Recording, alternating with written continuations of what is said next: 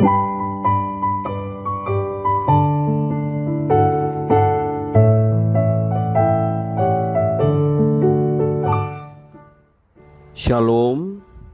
Devosi Ulangan pasal 11. Ayat yang pertama sampai yang ketujuh, demikian firman Tuhan.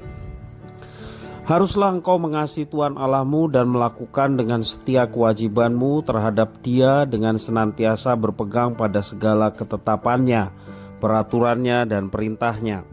Kamu tahu sekarang kukatakan bukan kepada anak-anakmu yang tidak mengenal dan tidak melihat hajaran Tuhan Allahmu, kebesarannya, tangannya yang kuat dan lengannya yang teracung, tanda-tanda dan perbuatan-perbuatan yang dilakukannya di Mesir terhadap Fir'aun, Raja Mesir, dan terhadap seluruh negerinya.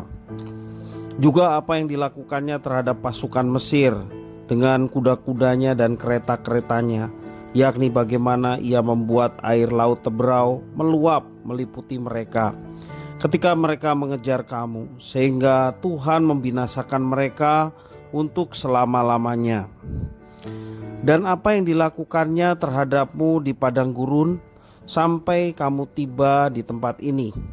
Pula apa yang dilakukannya terhadap Datan dan Abiram, anak-anak Eliab, anak Ruben, yakni ketika tanah mengangakan mulutnya dan menelan mereka dengan seisi rumahnya, kemah-kemah dan segala yang mengikuti mereka di tengah-tengah seluruh orang Israel. Sebab matamu sendirilah yang telah melihat segala perbuatan besar yang dilakukan Tuhan. Demikian firman Tuhan. Tuhan Allah menganugerahkan akal budi agar kita dengan segenap kebebasan dan kesadaran memilih untuk mentaati Tuhan dan menyembah Tuhan seumur hidup kita. Sayangnya, kita lebih sering memilih untuk tidak mentaatinya. Seringkali kita lupa akan segala kebaikan Tuhan yang telah kita terima, dan pada akhirnya kita jatuh ke dalam dosa ketidaktaatan kepada Tuhan. Tuhan sungguh-sungguh menginginkan agar hal tersebut tidak terjadi dalam kehidupan umatnya. Dan melalui Musa, Tuhan mengingatkan bangsa Israel akan segala tindakan nyata yang telah diperbuatnya demi membebaskan mereka dari perbudakan di Mesir. Dalam ayat yang ketiga sampai keempat menjelaskan demikian. Atas segala kebaikan Tuhan itu, maka sudah sepantasnya umatnya sungguh-sungguh mengasihinya serta berpegang pada segala ketetapan, peraturan, dan perintahnya.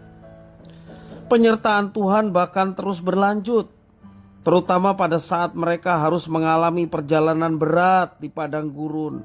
Itulah demonstrasi kasih Tuhan kepada umatnya. Pada sisi lain, kasih itu juga disertai dengan keadilan Tuhan bagi semua orang. Dalam firman Tuhan pada hari ini menyebut Datan dan Abiram sebagai dua orang yang harus menerima keadilan Tuhan melalui bumi yang membelah dan menelan mereka bersama dengan keluarga mereka yang tidak mentaati Tuhan. Datan dan Abiram memberontak karena tidak percaya terhadap Musa dan penyertaan Tuhan melalui Musa. Mereka meragukan kedaulatan Tuhan sehingga menerima konsekuensi dari apa yang mereka perbuat.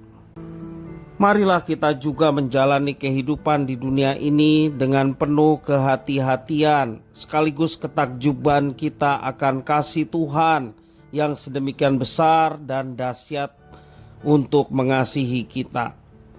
Dia memberikan kehendak bebas kepada kita agar kita sungguh-sungguh menyembah dan taat kepadanya. Kehendak bebas yang diberikan Tuhan adalah semata-mata untuk kita memilih menjadi penyembah-penyembahnya dan menjadi hamba-hambanya yang taat. Kiranya kita dapat berhati-hati agar tidak menjadi seperti Datan dan Abiram yang meragukan kuasa Tuhan Allah dan pada akhirnya menemui kebinasaan. Selalu ada pilihan yang terbentang di hadapan kita. Pilihlah jalan yang menyatakan ketaatan kita kepada Tuhan dan bukan pemberontakan atau juga ketidaktaatan. Tuhan adalah Allah yang penuh kasih, tetapi Dia juga Allah yang tidak segan-segan memperlihatkan keadilannya bagi mereka yang mempermainkan Tuhan, bagi mereka yang tidak hidup dalam ketaatan, hidup sembrono dan semaunya sendiri. Jangan kita menjadi orang-orang yang salah mengerti. Kita hanya ingin di dalam Tuhan keselamatan kekal saja, tetapi dalam kehidupan setiap hari kita menjalaninya semau kita sendiri.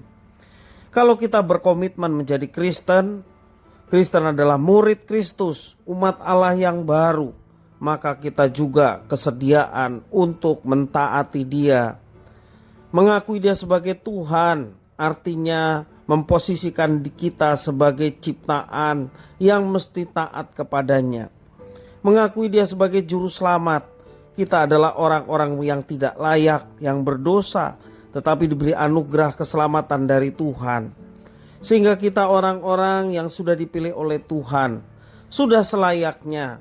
Orang yang sudah menerima kebaikan Tuhan sudah selayaknya untuk mentaati apa yang difirmankannya dan melakukannya itu dalam kehidupan kita setiap hari. Hanya dengan cara itulah Tuhan dimuliakan dan hidup kita menjadi puas, karena firman itu boleh terlaksana di dalam kehidupan kita. Mari kita berhati-hati, jangan sia-siakan kasih dan keadilannya. Mari kita menikmati kasih-Nya yang sedemikian besar serta gentar terhadap keadilannya jika kita tidak dalam ketaatan kepadanya. Mari hidup menikmati kasih-Nya, mari hidup gentar terhadap murka-Nya, sehingga kita boleh melakukan semua yang diperintahkan dengan penuh sukacita, dengan kebahagiaan, sehingga nama Tuhan dimuliakan dan hidup kita diberkati. Tuhan Yesus memberkati.